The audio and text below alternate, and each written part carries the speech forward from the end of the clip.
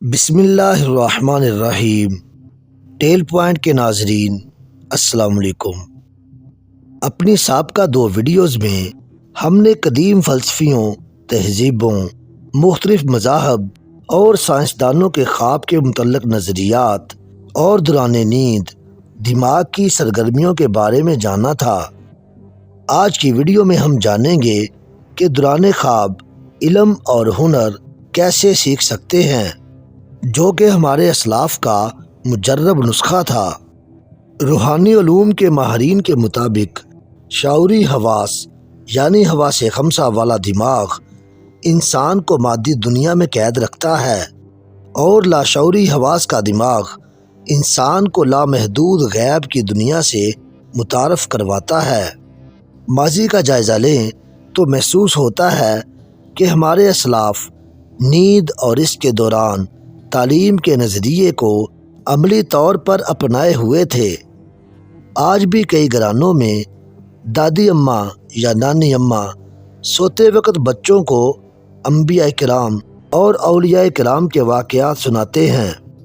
مائیں اپنے بچوں کو لوریاں سناتی، جن کے ذریعے بچوں کا ذہنی رابطہ اللہ سے قائم کرایا جاتا، یا پھر ایسی باتوں کا تذکرہ ہوتا جن سے محبت اور خلوص کی لہریں بچے میں منتقل ہو جاتی تھیں۔ جدید ریسرچ کے مطابق رات کو سوتے وقت ذہن میں گونجنے والی آواز انسان کے بیہیویئر پر اثر انداز ہوتی ہے، اور وہ ان آوازوں کو لاشعوری طور پر اپنی زندگی میں شامل کرتا چلا جاتا ہے۔ اسی طرح سوتے وقت پڑھی جانے والی کتاب کے تاثرات لاشعور پر نہایت گہرے مرتب ہوتے ہیں۔ سلیپ لرننگ کی ریسرچ کے مطابق سونے کے بعد اور بیداری کے وقفے سے پہلے کی نیند کے دوران ماحول میں موجود آوازیں ہپو کیمپس میں گہری یادداشت کا حصہ بن جاتی ہیں، اور پھر ہماری شخصیت کا۔ برازیل میں برین اینڈ مائنڈ سائنس نامی جریدے کی ایڈیٹر ڈاکٹر سلیوا ہیلنا نے نیورو سائنس سے متعلق اپنے ایک مقالے میں لکھا ہے کہ یہ خیال غلط ہے کہ دوران نیند ہمارا دماغ سکون کی حالت میں ہوتا ہے۔ کوئی بھی فرد جب سوتا ہے تو اس کا دماغ ڈیٹا پروسیسنگ شروع کر دیتا ہے۔ نیند کی حالت میں دماغ کے تمام نیورونز تیزی سے حرکت کرتے ہیں۔ جب ہم کوئی نیا کھیل کھیلتے ہیں یا کوئی نئی چیز سیکھتے ہیں تو خواب میں ہمارا دماغ اس عمل کو دہراتا رہتا ہے۔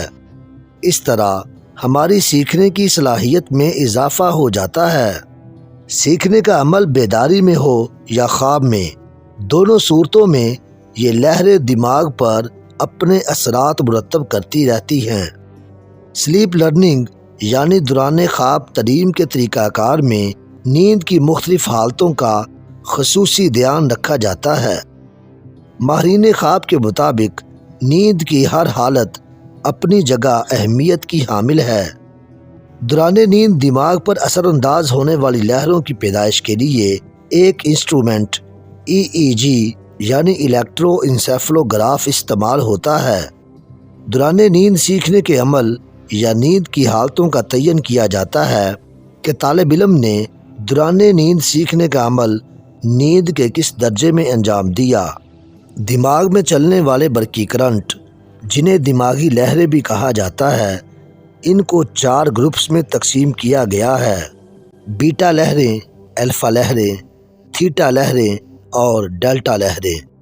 یہ لہریں دراصل نیورونز کا بہاؤ ہے جو بتدریج گھٹتا بڑھتا رہتا ہے۔ اسی بہاؤ سے مختلف فریکوینسی کا برقی کرنٹ لہروں کی صورت میں نظر آتا ہے، جس کا ہم مختصراً جائزہ لیتے ہیں۔ بیٹا لہریں، یہ لہریں حالت بیداری میں انسان پر غالب ہوتی ہیں۔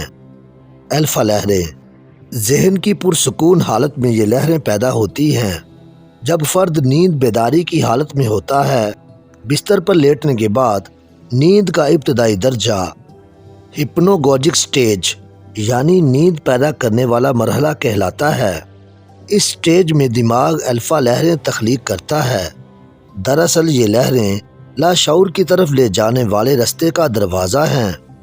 نان ریم سلیپ جو نیند کی حالت میں داخل ہونے کے فوراً بعد اور بیدار ہونے سے پہلے کا درجہ ہے کہ دوسرے درجے میں نیند کی کیفیت مختلف ہو جاتی ہے۔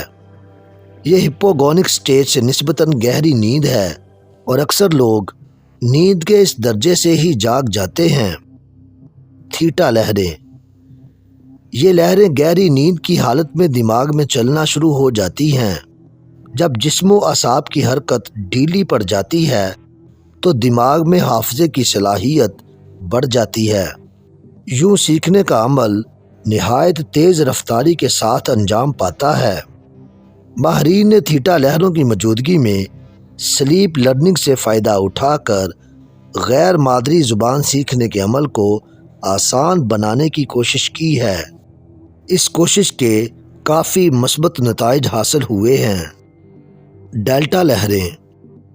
یہ لہریں انتہائی گہری نیند میں دماغ پر غالب ہوتی ہیں۔ برقی کرنٹ کی ان لہروں کی فریکوینسی بہت کم یعنی 4 سے 5 سائیکل فی سیکنڈ ہوتی ہے۔ یہ لہریں عام طور پر سلو ویوز یعنی سست ترین لہریں کہلاتی ہیں، جن کی بنیاد پر نیند کے اس درجے کو سلو ویو سلیپ بھی کہا جاتا ہے۔ سائنسدان مانتے ہیں کہ کسی بھی زبان یا کام کے سیکھنے اور سکھانے کے لیے نیند کا یہ درجہ بہت زیادہ اہمیت کا حامل ہے۔ سلو ویو سلیپ اور ریم سلیپ میں کیا فرق ہے؟ ڈیلٹا برین ویوز کے مرحلے پر جو بھی معلومات یا اطلاع دماغ کو پہنچائی جائے وہ من و عن قبول کر لیتا ہے اور ہماری یادداشت کا حصہ بن جاتا ہے۔ ماہرین کے مطابق نیند چونکہ ہماری روزمرہ کے معمول کا ایک حصہ ہے، رات سے دن میں اور دن سے رات میں ڈلنے والی سائیکل کا ایک حصہ ہے، جسے ہم حواس کی تبدیلی بھی کہتے ہیں، یعنی بیداری سے نیند کے حواس اور نیند سے بیداری کے حواس میں تبدیلی۔ اب اس سائیکل کے دوران 24 گھنٹوں میں ہماری نیند بھی مختلف درجات اور کیفیات سے گزرتی ہے۔ ماہرین کا کہنا ہے کہ صبح، سپہر اور شام کے اوقات میں نیند سلو ویو سلیپ کے درجے تک پہنچتی ہے، جس کی ایک مثال کیلولا ہے۔ بہت سے ممالک میں کیلولے کو خصوصی اہمیت دی جاتی ہے۔ کیلولا کرنے والوں کے یادداشت اور کام کے حوالے سے نتائج ہمیشہ مثبت ثابت ہوئے ہیں۔ ماہرین کے مطابق اس لیے اب ضروری نہیں کہ ہم رات میں سلو ویو سلیپ کا انتظار کریں۔ اگر ہم منصوبہ بندی اور پراپر پلان کے تحت کیلولا کا وقت بنائیں تو یقیناً ہم سلو ویو سلیپ کے ذریعے سے اپنی مرضی کے نتائج حاصل کر سکتے ہیں۔ اس مرحلے پر صرف زبان ہی نہیں سیکھی جا سکتی، بلکہ آپ کوئی مشین جیسے موٹر بائیک چلانا بھی سیکھ سکتے ہیں، تیز ٹائپ کرنا سیکھ سکتے ہیں، اپنی ٹائپنگ سپیڈ کو بڑھا سکتے ہیں، اپنا وزن کم کر سکتے ہیں۔ سونے کے دوران آپ موسیقی سیکھ سکتے ہیں اور کسی ناپسندیدہ عادت سے چھٹکارا بھی پا سکتے ہیں۔ انہی مشاہدات کی بنیاد پر ماہرین نے دوران خواب مختلف طریقہ تعلیم وضع کرنے کی کوشش کی، جس میں کچھ کامیاب ہوئے اور کچھ ابھی تحقیق کے مزید مراحل میں ہیں۔ دوران خواب غیر مادری زبان سیکھنے کا عمل۔ ذریعہ اظہار اور پیغام رسانے کے لیے الفاظ کے استعمال کی تاریخ انسانی تاریخ جتنی پرانی ہے۔ ہر زبان کے اپنے مخصوص الفاظ اور طریقہ ادائیگی ہوتا ہے۔ دور حاضر میں جیسے جیسے فاصلے سمٹتے جا رہے ہیں، دوسری زبانوں کے سیکھنے کی ضرورت و اہمیت بھی بڑھتی جا رہی ہے۔ کسی بھی غیر زبان کے سیکھنے کا عمل ایک مشکل کام ہوتا ہے۔ کچھ زبانیں تو جتنی دلچسپ ہیں اتنا ہی زیادہ مشکل ان کا سیکھنا ہے، جیسے جاپانی، اسپینش یا چینی زبان۔ وقت کی ضرورت کے تحت نئی زبانوں کی تدریس نہ صرف ثانوی بلکہ اعلیٰ تعلیم کے نصاب میں بھی شامل ہے۔ نئی زبان کے سیکھنے کے لیے کئی امور کا خیال رکھنا ضروری ہے۔ غیر مادری زبان سیکھنے میں سب سے بڑا مسئلہ یہی ہوتا ہے۔ غیر مادری زبان سیکھنے کے عمل کو تیز تر کرنے کے دو اہم طریقے ہیں۔ پہلا طریقہ یہ ہے کہ موضوع، طریقہ کار، ترتیب اور سامان و آلات جو استعمال کیا جائے وہ زبان سیکھنے کے مقاصد کے عین مطابق ہو۔ دوسرا طریقہ یہ ہے کہ ذاتی طریقے سے زبان سکھائی جائے اور طالب علم کے مزاج سے پورا کام لیا جائے۔ یہ دونوں طریقے ایک دوسرے سے قریبی تعلق رکھتے ہیں، لیکن ان کی خصوصیات اور طریقہ استعمال الگ الگ ہیں۔ پہلا طریقہ روایتی تعلیم کے دائرے کے اندر آتا ہے اور دوسرا طریقہ مغربی ماہرین کے مطابق جدید ہے، جس کا ہم یہاں ذکر کریں گے۔ مگر پہلے ہم بتائیں گے کہ EEG انسٹرومنٹ کس طرح تعلیم میں مددگار ثابت ہوتا ہے۔ دوران خواب EEG مشین کا استعمال کیسے کیا جاتا ہے؟ خواب اور نیند پر ریسرچ کرنے والے ماہرین نے بھی زبان کی لرننگ کے لیے کئی تجربے کیے ہیں۔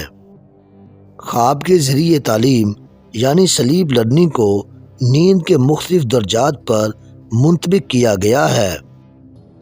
سائنسی ماہرین کے مطابق دماغ کے دونوں حصے یعنی دایاں اور بایاں دماغ مختلف قسم کے حواس بناتے ہیں۔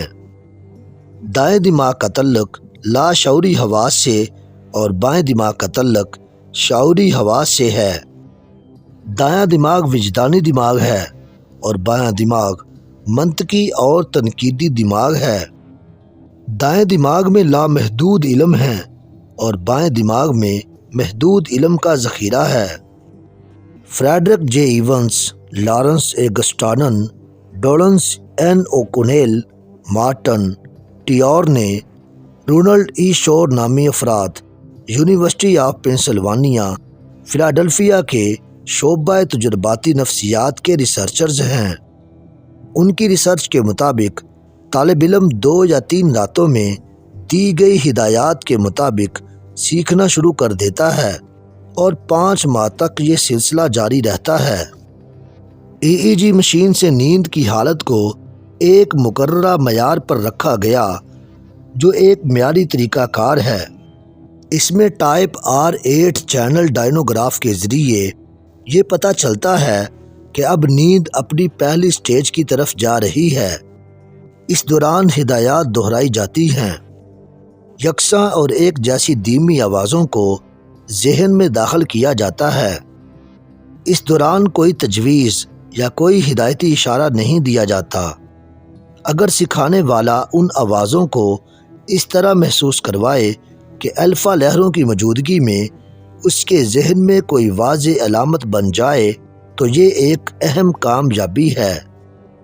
ڈیسنکرونسس EEG میں وہ درجہ ہے جہاں لاشعور کا دروازہ کھلتا ہے، جبکہ ریم کی سطح پر نیند اس مرحلے میں ہوتی ہے کہ فرد کسی بھی خیال کی موجودگی یا غیر موجودگی کو محسوس نہیں کر سکتا۔ پہلی ہدایت نیند کے پہلے درجے میں دی جاتی ہے۔ جب طالب علم ایک سٹیج سے گزر جاتا ہے تو پھر وہ اگلی سٹیج کی طرف بڑھتا ہے۔ دونوں ہدایات کو ٹیسٹ کیا جاتا ہے اور جس ہدایت کو طالب علم نے زیادہ بہتر طور پر سیکھا ہوتا ہے اسی طرز پر اسے آگے تعلیم دی جاتی ہے۔ جب طالب علم 5 سے 7 گھنٹے بعد نیند سے جاگتا ہے تو حافظے میں محفوظ کیے جانے والے مواد پر نہ تو اس کا ذہن مزاحمت کرتا ہے اور نہ ہی وہ کوئی سوال کرتا ہے۔ یہ ذہنی کیفیت سیکھنے کے عمل میں معاون کردار ادا کرتی ہے۔ اس طرح سیکھنے کے عمل کو مسلسل یکساں دیکھا گیا ہے۔ ایک تحقیقی تجربے کے دوران 18 میں سے 11 طالب علموں کے سامنے جب پہلے درجے میں ہدایتی الفاظ دہرائے گئے تو انہوں نے اس کو نیند کے درجہ اول میں سیکھا۔ 6 طالب علموں نے پہلے درجے میں سیکھے گئے ہدایتی الفاظ کو اسی طرح دہرایا جس طرح انہیں سکھایا گیا تھا۔ جوابی رد عمل کا اظہار کرنے والے 11 افراد نے پہلی رات 2 ہدایتوں کو قبول کیا۔ ان 11 میں سے 8 افراد نے یہ محسوس کیا کہ انہوں نے کچھ سیکھا ہے، لیکن وہ یہ بتانے سے قاصر رہے کہ انہوں نے سوتے وقت کیا سیکھا اور وہ زبانی طور پر اسے بیان نہیں کر سکے، جبکہ 3 افراد نے انہیں دہرا دیا۔ انہوں نے یہ بھی بتایا کہ شاید وہ اس وقت جاگ رہے تھے اور الفا لہروں کے زیر اثر تھے، یعنی انہوں نے غنودگی کی حالت میں یہ ہدایتی الفاظ سیکھے۔ 11 میں سے 3 افراد پر جب لفظی تلازمی آزمائش کی گئی تو انہوں نے نئی زبان کے الفاظ کو کسی حد تک دہرا دیا۔ دوران خواب تعلیم کے لیے وضع کردہ طریقے کون سے ہیں؟ لیوبک یونیورسٹی کے ریسرچرز جان ریچ نے چند رضاکاروں کو کارڈ گیم کھیلنے کو کہا جن کو ترتیب وار رکھ دیا گیا تھا۔ کمپیوٹر پر ڈسپلے ہونے والے میچنگ کارڈ کی پوزیشن کو یاد رکھنا تھا۔ اس کھیل کے دوران کمرے میں گلاب کی خوشبو پھیلی رہی اور یہ بھی خیال رکھا گیا کہ یہ خوشبو رضاکاروں کی ناک میں رچ بس جائے۔ دوسرے دن ٹیسٹ سے پہلے رات کو سونے کے دوران چند رضاکاروں کو نیند کے پہلے مرحلے پر گلاب کی خوشبو سنگائی گئی، جبکہ چند کو سلو سلیپ ویو کے دوران اور کچھ کو ریم سلیپ کے دوران گلاب کی خوشبو سنگائی گئی، جبکہ چند کو سلو ویو سلیپ کے دوران اور کچھ کو ریم سلیپ کے دوران گلاب کی خوشبو سنگائی گئی۔ دوسرے دن ٹیسٹ کے دوران جن لوگوں کو گلاب کی خوشبو سلو ویو سلیپ کے دوران سنگائی گئی تھی انہوں نے نمایاں اور بہتر کارکردگی کا مظاہرہ کیا۔ ریسرچرز کا کہنا ہے کہ یہ کام وہ ساؤنڈ یا دھیمی موسیقی سے بھی لے سکتے ہیں، مگر آواز کے استعمال میں یہ دھیان رکھنا ضروری ہے کہ سونے والے کی نیند خراب نہ ہو۔ اب تک کی ریسرچ کے بعد جو طریقہ کار سامنے آئے ہیں وہ یہ ہیں: ہائپنوپیڈیا، یہ فطری نیند میں سیکھنے کا طریقہ ہے۔ اس میں دوران نیند سیکھنے کے عمل کی تربیت لینے والے شخص کو کوئی ہدایات دی جائیں تو وہ ان ہدایات کو قبول کرتا ہے، کیونکہ اس دوران دماغ پر الفا لہروں کا غلبہ ہوتا ہے۔ سیشن نامی ایک امریکی ریسرچر نے ناخن چبانے کی عادت میں مبتلا 20 لڑکوں کے گروپ پر سلیپ لرننگ کا تجربہ کیا۔ تجربہ کرنے والے گروپ کے لڑکوں کے سامنے دوران نیند 54 راتوں میں 300 بار اس جملے کو دہرایا گیا کہ میری انگلیوں کے ناخنوں کا ذائقہ کڑوا ہے۔ تجرباتی گروپ کے شرکاء پر اس کے 40% اثرات مرتب ہوئے اور کچھ لڑکوں نے ناخن چبانے کی عادت کو ترک کر دیا اور کچھ لڑکوں کے اندر اس عادت میں کمی نوٹ کی گئی۔ ہائپنوپیڈیا کے ذریعے اب تک مختلف تجربات کیے جا چکے ہیں۔ نیند کے پہلے درجے میں الفا لہروں کی موجودگی کے دوران طالب علموں کو کسی نئی زبان کے مختلف الفاظ یا جملے سکھائے جاتے ہیں۔ الفا لہروں کی موجودگی میں دماغ نہایت پرسکون حالت میں ہوتا ہے، اس لیے وہ ان الفاظ کو زیادہ بہتر طریقے پر سیکھ لیتا ہے۔ شین میک کینا نے جو سان ڈیاگو یونیورسٹی امریکہ میں گریجویشن کے طالب علم ہیں، ہائپنوپیڈیا پر اپنے ایک مضمون میں اسی طرز کے تجربے کا ذکر کیا ہے۔ اس تجربے میں طالب علموں کو نیند کے دوران چینی زبان کے الفاظ سکھانے کی پریکٹس کرائی گئی۔ اس تجربے میں 10 افراد پر مشتمل 3 گروپس تشکیل دیے گئے۔ EEG مشین کے ذریعے جب طالب علموں کے دماغ پر الفا لہروں کی موجودگی کا سگنل ملا تو پہلے گروپ کو چینی زبان کے 25 الفاظ درست انگریزی ترجمے کے ساتھ 15 بار 29 منٹ میں سنائے گئے، جنہیں وہ بیداری کے دوران کلاس میں سن چکے تھے۔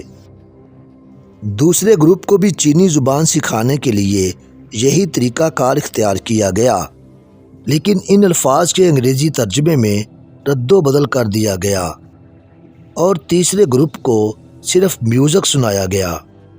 تینوں گروپس نیند کی ایک ہی کیفیت میں تھے۔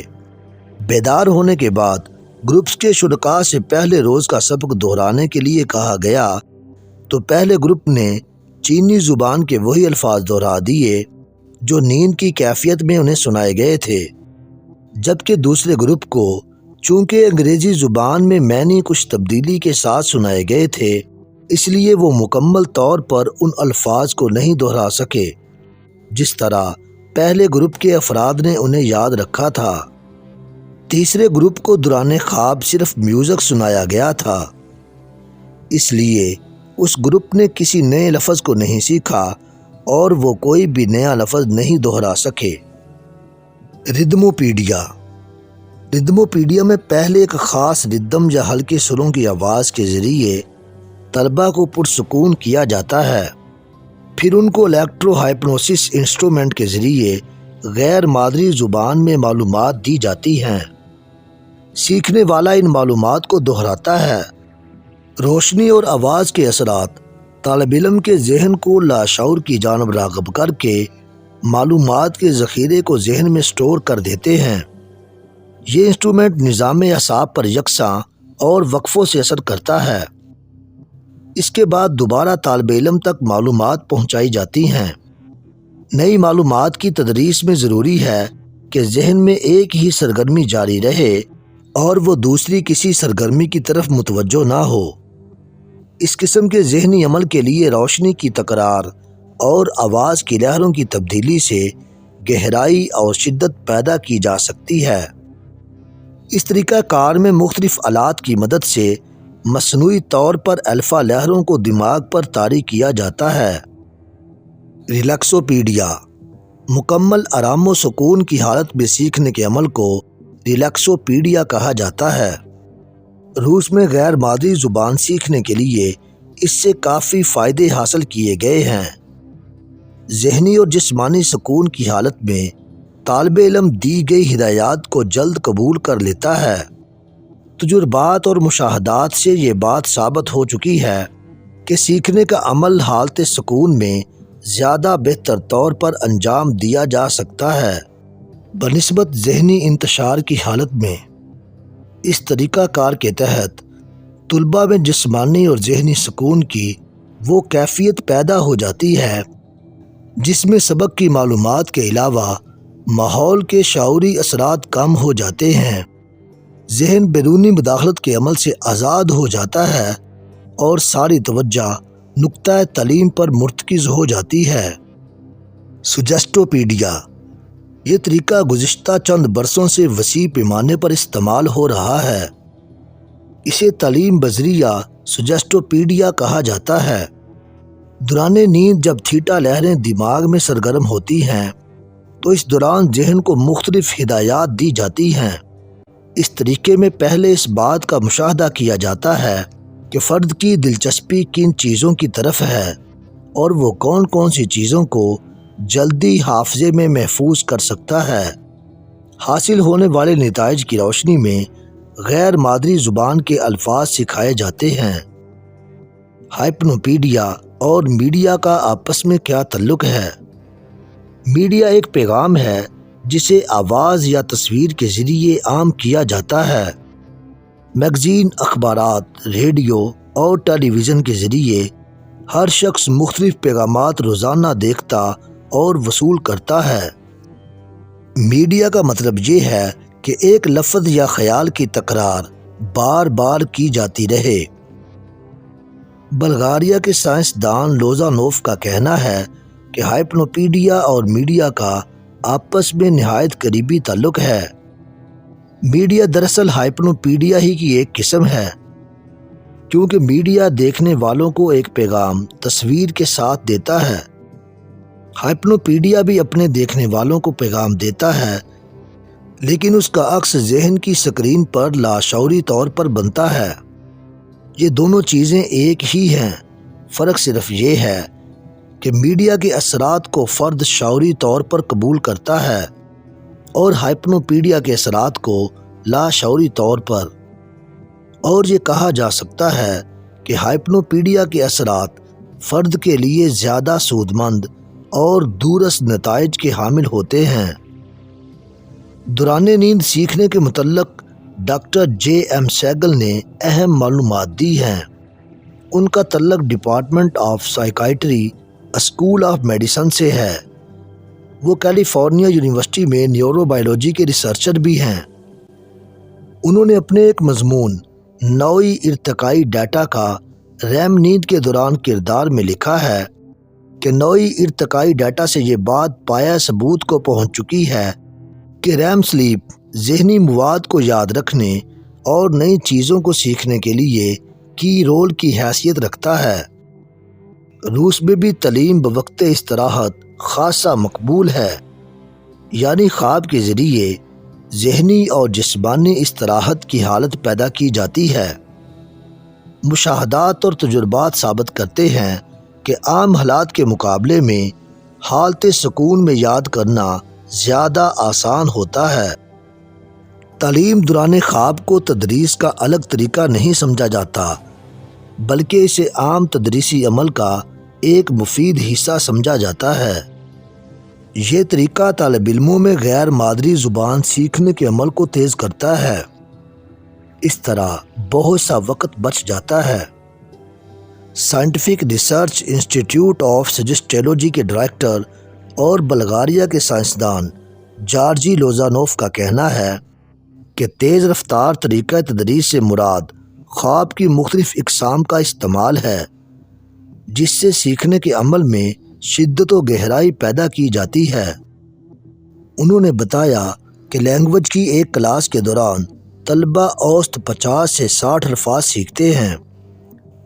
اعداد و شمار سے معلوم ہوا ہے کہ عام تعلیم اور دوران خواب تدریس کا زیادہ سے زیادہ تناسب 1 اور 5 کا ہے۔ بہتر حافظے کے لیے مواد کو شعوری مراحل سے گزار کر لاشعور میں پیوست کرنا ضروری ہے تاکہ بوقت ضرورت اسے دہرایا جا سکے۔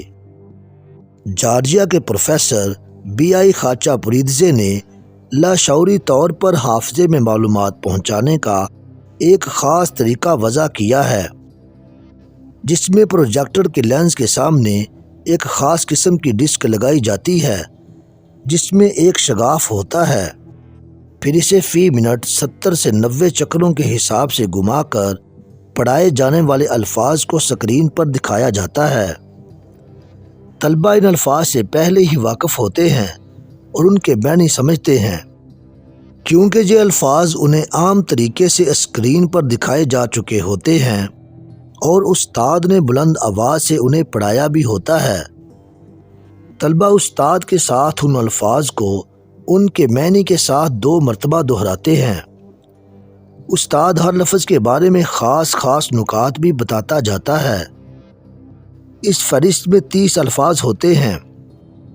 جب الفاظ کو دوبارہ سکرین پر دکھایا جاتا ہے تو ڈسک کی تیز رفتار گردش کی وجہ سے انہیں پڑھنا ناممکن ہو جاتا ہے، لیکن اس کے باوجود اعادے کا اثر خاصا ہوتا ہے، کیونکہ اس طریقے میں عام طریقہ کار کے مقابلے میں اوسطاً 42% بہتر نتائج سامنے آئے ہیں۔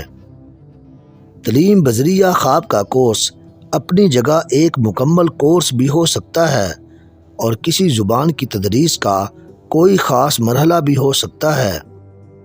تعلیم بذریعہ خواب سے ایک ایسی فضا پیدا ہوتی ہے جو روایتی تعلیمی ادارے کی فضا سے مختلف ہوتی ہے۔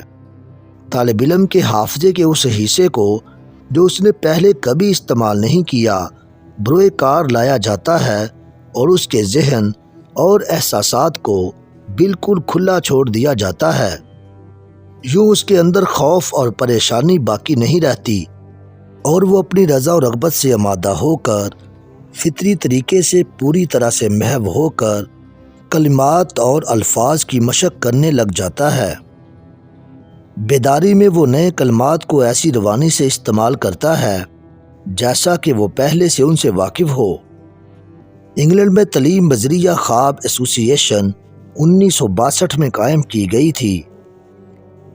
آج یہ کئی ماہرین پر مشتمل ہے، جن میں صحافی، ماہر لسانیات، سوشل سائنٹسٹ، سائیکالوجسٹ، سائیکائٹرسٹ اور کئی معروف ڈاکٹرز بھی شامل ہیں۔ ایک سائنسی جریدے BBC فوکس کے مطابق تحقیق کی اگلی منزل نیند کے درجات پر مکمل قابو پانا اور اپنی مرضی کے مطابق دورانیے کو کم یا زیادہ کرنا ہے۔ جدید سائنسی تحقیقات بہت سے اسرار سے پردہ اٹھا چکی ہیں اور بے شمار رازوں سے پردہ اٹھنا ابھی باقی ہے۔ خوابوں کی دنیا کی اس سیریز میں ابھی بہت کچھ ہے جو چونکا دینے والا ہے۔